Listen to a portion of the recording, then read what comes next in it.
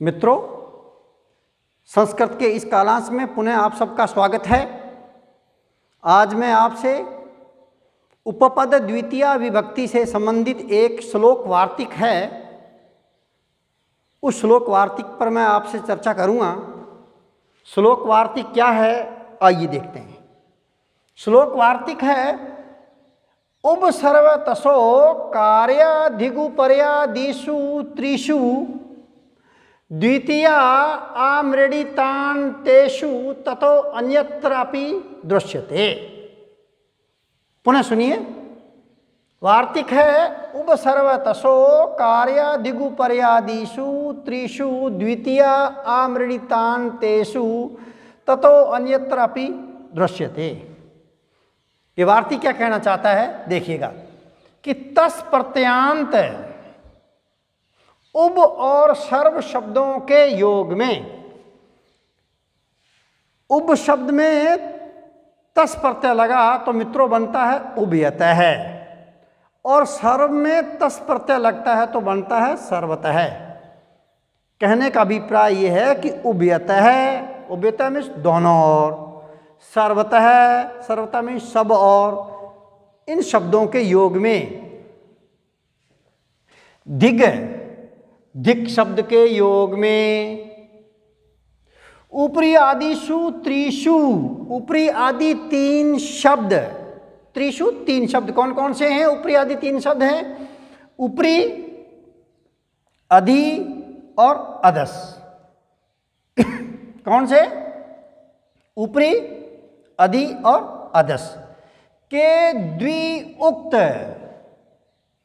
अर्थात दो बार, अर्थात आमृडित, आमृडित दोनों दो दो बार आए ये सब। जैसे ऊपरी धन ऊपरी दो बार आया, तो मित्रों ऊपरी और धन ऊपरी दोनों को मिलाया तो यण संधि होकर के ई के स्थान पर यह होकर के ऊपरी ऊपरी बनता है।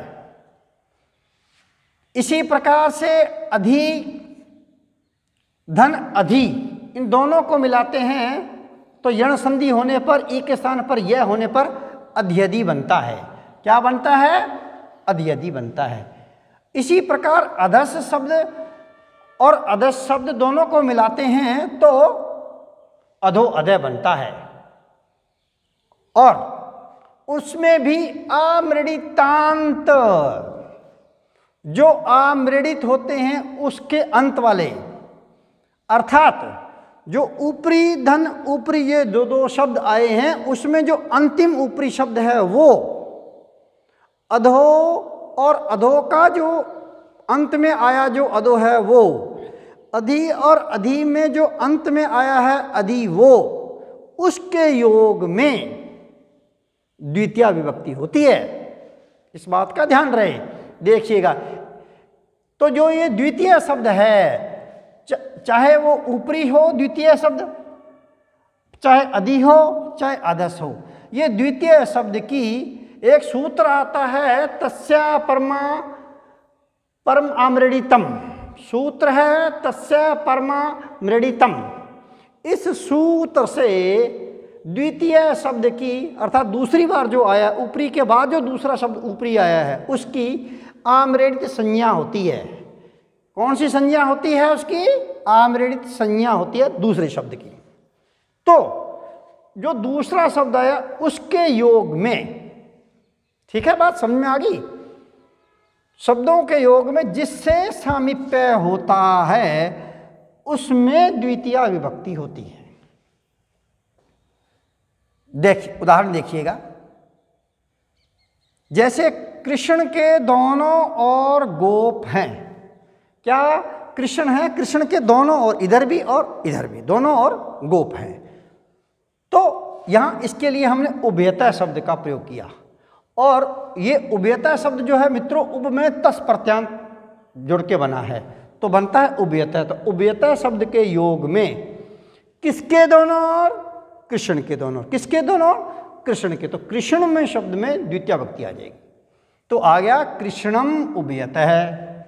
ग्वाले कितने हैं? बहुत सारे हैं। गोपः गोपौ गोपाः, बहुवचन, संति अस्ति स्तः संति। तो वाक्य बना कृष्णम उभयतः गोपाः सन्ति। इसी प्रकार से देखिए, जैसे देवालय के दोनों ओर पुष्प खिलते हैं, पुष्प खिले हैं, देवालय के दोनों ओर फूल खिले हैं, तो किसके? देवालय के। तो उभयतः शब्द के योग में मित्रों देवालय शब्द में द्वितीय विभक्ति आ गई और वाक्य बन गया देवालयम उभयतः पुष्पाणि विकसन्ति। अब बात करता हूं सर्व शब्द की। कृष्ण के चारों ओर गायें हैं, कृष्ण के चारों ओर गायें हैं। कितनी गायें हैं? बहुत सारी है। तो गौ शब्द का बहुवचन लगा दिए प्रथमा का, तो हो गया गावः सन्ति, ये तो हो गया। और सर्वतः शब्द लगा दिया, और किसके? कृष्ण के, तो कृष्ण में द्वितीय आ जाएगी, तो वाक्य बनेगा कृष्णम सर्वतः गावः सन्ति। अगला उदाहरण है, जैसे नगर के सब और जल है, किसके? नगर के, तो नगर में द्वितीय विभक्ति आ जी, तो यहाँ ये द्वितीय विभक्ति का एक वचन है, नगरम सर्वतः जलम अस्ति। ठीक है, देखिएगा, तो ये तो हो गया मित्रों। अब बात आती है धिक् की, क्रमशः एक एक की बात करूंगा मैं। तो धिक् के लिए, धिक् में धिक्कार, देखिएगा कृष्ण के अभक्त को धिक्कार है। किसको? कृष्ण के अभक्त को, जो कृष्ण का भक्त नहीं है। चूंकि ये अभक्त पुल्लिंग शब्द है, इसलिए धिक् शब्द के योग में कृष्ण अभक्तम में, भक्त में द्वितीय विभक्ति लगी है, तो द्वितीय का एक वचन हो गया कृष्णा भक्तम, तो वाक्य बना धिक् कृष्णा भक्तम। इसी प्रकार दुष्ट को धिक्कार है। किसको? दुष्ट को, एक ही दुष्ट है, तो दुष्ट शब्द पुल्लिंग का है, उसमें द्वितीय का एक वचन लगा दो धिक् शब्द के योग में, तो धिक् शब्द के योग में दुष्ट शब्द में द्वितीय आ गई, तो वाक्य बन गया धिक् दुष्टम, दुष्ट को धिक्कार है। इसी प्रकार से मूर्खों को धिक्कार है। किसको? मूर्खों को, बहुत सारे मूर्ख हैं, तो मूर्ख शब्द में द्वितीय विभक्ति का बहुवचन आ जाएगा धिक् शब्द के योग में, और वाक्य बनेगा धिक् मूर्खान। हाँ, अब बात करता हूं मैं ऊपरी ऊपरी की। देखिएगा, एक वाक्य है हरि लोक के ऊपर ऊपर हैं। क्या? हरि लोक के ऊपर ऊपर हैं। देखिए, ऊपरी और धन ऊपरी दोनों को मिलाया तो बना ऊपरी ऊपरी, और इसमें जो अंतिम दिया हुआ है ऊपरी, उसके योग में द्वितीय विभक्ति आएगी। तो हरि लोक के ऊपर ऊपर हैं, किसके? लोक के, तो लोक शब्द में मित्रों द्वितीय विभक्ति आएगी। चूंकि हरि शब्द पुल्लिंग है, तो वाक्य बनेगा ऊपरी ऊपरी लोकम, ये आ गई द्वितीय विभक्ति। हरि, हरि पुल्लिंग शब्द है, और वाक्य बन गया ऊपरी ऊपरी लोकम हरि। अगला वाक्य है दुर्ग के ऊपर ऊपर राष्ट्र पताका चलती है।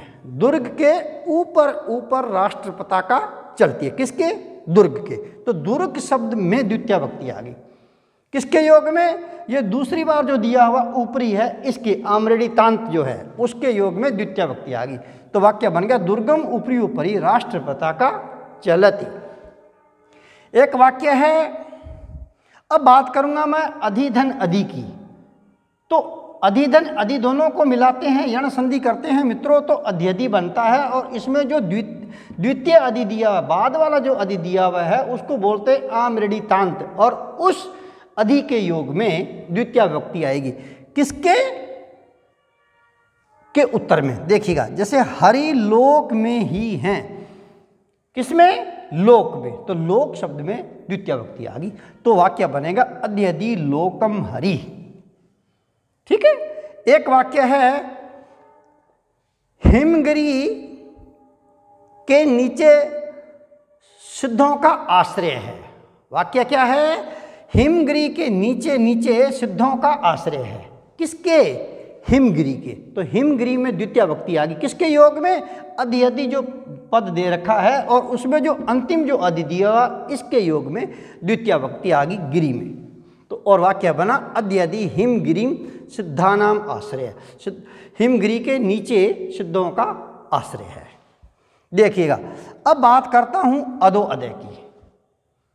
एक वाक्य है हरि लोक के नीचे नीचे हैं, अर्थात हरि लोक के नीचे नीचे हैं, अर्थात हरि पाताल में, नीचे नीचे पाताल में। तो अधो अदय शब्द के योग में ये जो द्वितीय दिया हुआ अधो, इसके योग में लोक शब्द में द्वितीय विभक्ति आ गई और वाक्य बन गया अधो अदय लोकम हरि। ठीक है, एक अंतिम वाक्य देखिएगा आप लोग। अंतिम वाक्य है भूमि के नीचे नीचे जल है। किसके मित्रों? भूमि के। किसके? भूमि के। इसलिए भूमि में द्वितीय विभक्ति आएगी अधो अदय शब्द के योग में। जो ये अदय शब्द दिया हुआ है अंतिम आमरेडी तान, इसके योग में भूमिम शब्द में द्वितीय विभक्ति आ गई। तो भूमि शब्द चूंकि पुल्लिंग है इसलिए द्वितीय विभक्ति का एक वचन बनेगा भूमिम और वाक्य बन गया भूमिम अधो अदय जलम अस्ति। तो ये है मित्रों श्लोक वार्तिक। तो मैंने आपसे आज उपपद विभक्ति की बात की। तो उपपद विभक्ति में जहाँ एक सूत्र आता है अभितः प्रीतः समया निक्षाहा प्रतियोगे अपि, एक वार्तिक आता है उभ सर्वतसो कार्याधिगु पर्यादिषु त्रिषु द्वितीया आमरणी तान्तेषु ततो अन्यत्रपि दृश्यते, एक ये आता है और एक आता है अंतरा अंतरिणी युक्ते। ठीक है, ये तीन है। अच्छा, इसमें ये देखिएगा, इसमें दे रखा है ततो अन्यत्रपि दृश्यते, इसके अतिरिक्त अन्य शब्दों के योग में भी द्वितीय विभक्ति का प्रयोग देखने को मिलता है। तो ये है मित्रों आपके सामने श्लोक वार्तिक। अगले क्लास में मैं पुनः आपसे मिलता हूँ। जय हिंद, जय भारत।